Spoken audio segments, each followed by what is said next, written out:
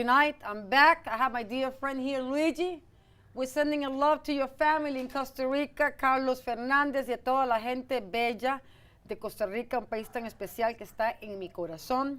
Sending my love to everybody out there. And tonight, we're having a boxing conversation. David, man, I cannot pronounce your last name. McKintrick. McKintrick. David McKintrick. There you go. There you go. When I saw you, when you just walked in, I said to Angel, God, he looks just like Andy Lee. Irish Andy Lee. Oh, he's doing the best. He's good. I missed the fight because the last time when he fought here, he won the fight. Dramatically, yeah. Right? In the 5th round. He won on a hook. And a hook. And knocked the guy out cold. Yeah. Yeah, it's crazy. And Joey was working the corner. Yeah. And he did a pretty good job. Joey always does a good job. Yeah. I'm talking about Andy. I like the way he keeps himself very grounded. Andy, he's a smart guy. And even when you see his interviews, when you see him expressing himself, he comes with pretty smart answers. Mm-hmm. He's a thinker. Yeah. He takes his time before he gives an answer. He's kind of like a low-key kind of guy because there's a lot of misconceptions about boxers and fighting, Sure. Yeah. It is nice to see fighters expressing themselves in a different way. What do you think? I'm with it, yeah. Right? Yeah. Andy's a good guy. He's a good guy. Yeah. And Maud and the family. I have to see him because the last time I saw him was in Atlantic City back like 3 years ago when he fought when Stewart was alive. Mm-hmm. Yeah. And everybody. And I went to Atlantic City. We had a great time. And Maud and everybody else. But anyway, we're talking about you tonight. Thank you for coming. Thanks for having me. Yeah, but this is pretty cool. You were telling me that you got into boxing a little late. I did. Right, at 34. 34. That's pretty cool. Tell me about that. At 34, I, made some changes in my life. I stopped partying. That's the smart. So yeah, so I stopped drinking and going out. And I entered the gym when I was 34. And I got hooked real quick, and I've been there ever since. Right. So you're training every single day? I train, 5-6 days a week, at least 5, mostly 6. Who was your first trainer? My first trainer was this guy Salvador over at Mendez Boxing, just one of the house guys. For the first year or two, I worked with whoever was available inside the gym, and then after that, I started working with Bernie Lenahan. Oh, Bernie, our boy. Yeah, I've been Saying working hello to Bernie. You see, one thing about Bernie, that he's such a, I don't know, he seems to me that he's very much in love with his wife. I don't know why I come up and say that, but he seems to be. No, he speaks about her all the time. He speaks about his wife all the time. And his cat, Rufus. Yes, and he studied at Columbia University. Yeah, smart I know dude. that. Smart guy. He's a smart guy, and he lives close to where we at. And when Joe used to be here, because he's traveling a lot now, we used to go for long walks, and he's just a sweet man. Okay, but talking from one trainer to the next, that was your first trainer. Do you remember, like, in terms of the learning experience, the footwork, do you remember how he structured his work? Oh, well, I mean, when you start to box, it's completely different than any other sport that I've done. I played college soccer, and I played soccer and baseball growing up, but nothing like boxing. So you need to learn how to walk, literally how to walk, frontwards, backwards, side to side. Balance. Balance is a big thing. I was working on balance all afternoon today. So that, you never stop learning in boxing. Even pros, a lot of pros will say they didn't pick stuff up until like their 9th or 10th year of being a pro. Right. And then one coach will see something, or they'll try something one day in the gym, and that could change everything for them. So it's a constant process of learning and just trying to soak it all in. Now, when you, after a training session, do you like to take notes? How analytical are you with your own work? I'm pretty analytical. At the end of a training session, typically I'm pretty exhausted, so it's not the best time.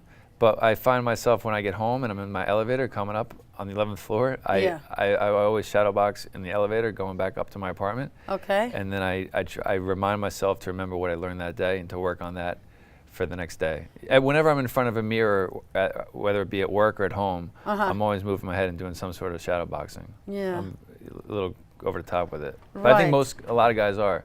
And especially when you start as late as I do, I feel like I got to play catch up to everybody real quick. Yeah. So I work really hard at it.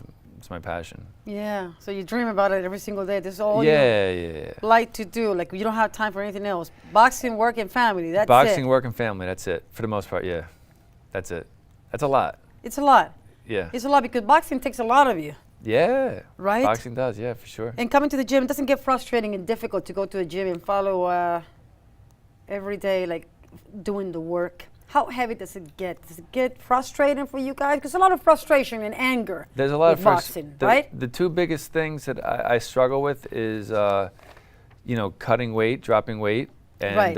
And the time suck. What I mean by that is like, if you're training for a fight, you got to get sparring in. So if you're sparring some guy at 6 o'clock or 7 o'clock at night and he doesn't show till 8:30, It's exhausting. but you got to hang around and wait for him to show up Right. because you need that sparring. Right. So you don't have control over your day in terms of the hours. Right. In that respect. So you're sitting at the gym from 6 waiting for this guy to show up at 8:30, and so it's just a time suck.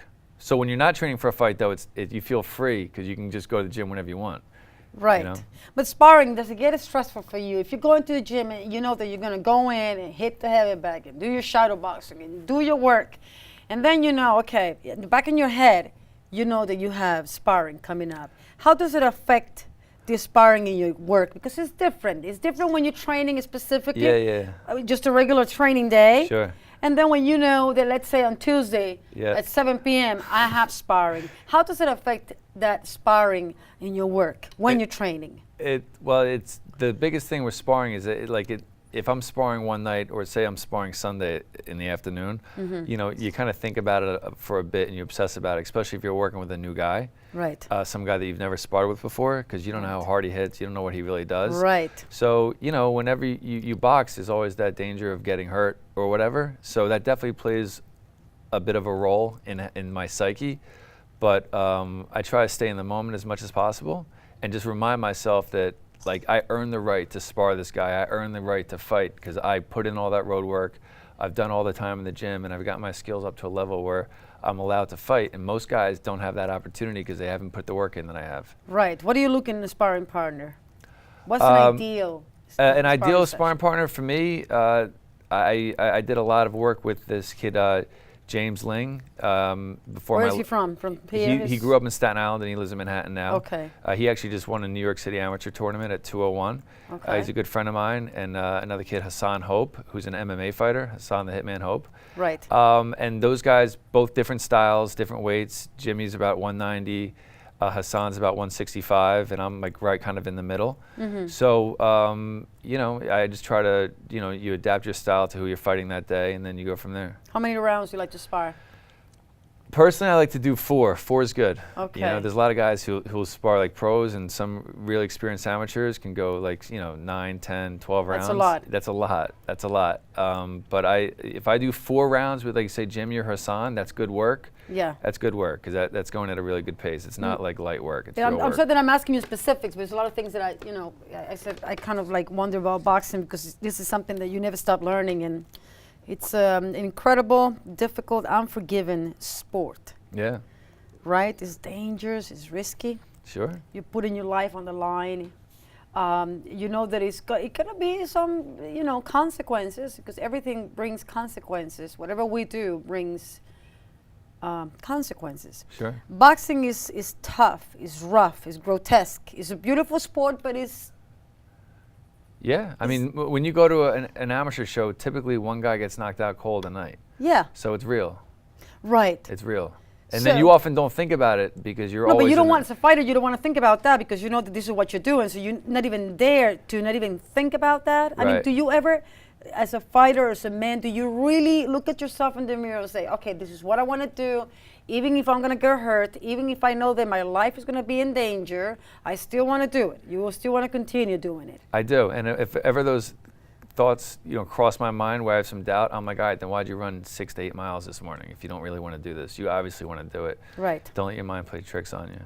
So you don't. So you basically learn to just not listen to your head, to your thoughts. Well, my head, yeah, because my head's crazy. It tells me crazy shit all day. So I just try Uh-huh. to stay focused. Okay, you gotta, I guess, trust your inner voice. Correct. Depending on what voice it is, because I have Yeah. a lot of voices. You have a lot of different voices going on. You get a lot going on. You seem to be very loaded. Right, Dave? What's that, loaded? Yeah, with different energies, different voices, different thoughts. Yeah, for sure. There's a lot of things going on. Yeah. Pressure. There's a big committee upstairs. Yes. Gotta run it by the committee. Pressure with boxing. What's coming up next? What's going to happen? I'm going to be fighting in the Metros tournaments, in New York Metros. When that's going to be and where it's going to take place? That's October. I don't know where the fights will be. They'll be scattered out throughout New York, probably Long Island and Manhattan and Brooklyn and Queens. And then in September, I'll either be doing a club show at Gleason's in Brooklyn, or I'll be fighting up in the Bronx in the Pure Breed tournament, which is a boxing tournament up in the Bronx, early September. Do you like to see fighters? Do you like to see fighters in action? Do you prefer to see them on TV? What do you do? Tomorrow night I'm going to go see Edgar Santana fight for the IBF welterweight title of the world. He's fighting Lamont Peterson. So whenever there's an opportunity to go to support a local guy, I'm all about it. So I always show up. What about the big guys? What about the big promotional boxing companies? Yeah, like Golden Boy, Top Rank. Golden Boy, Top Rank Productions, yes. Sure, yeah. Those guys often will have some local talent as well too, like Shawnee Monahan, this kid from Long Beach just signed with Top Rank. He fights for them. So I'll go and I'll check out those fights too. Danny Jacobs from Brooklyn fights under those guys. Paulie Malignaggi was Golden Boy too, I believe. So I go out to see the local guys for sure. Yeah. What's cool about boxing is like you'll see those guys and they'll come into the gym and they're doing the same thing I'm doing on the bag next to me. Right. They're just doing it a lot better. You know what I mean? But it's all the same thing. And boxers, for the most part, in my experience, I've never met a boxer. Like I just met Peter Quillen last week at Gleason's. He's the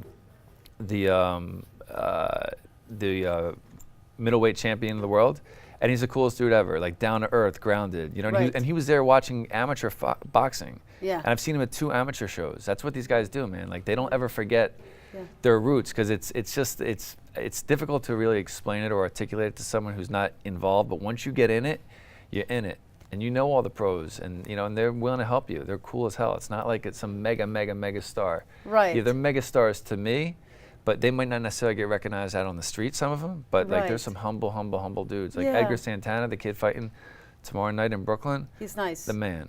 One of my favorite dudes. Yeah, dudes. For sure. Wow, you're a dude, man. I can hear the good. Yeah, but there's a lot of great fighters everywhere too. Yeah, like Andy Lee comes into my gym. I've met him a few times.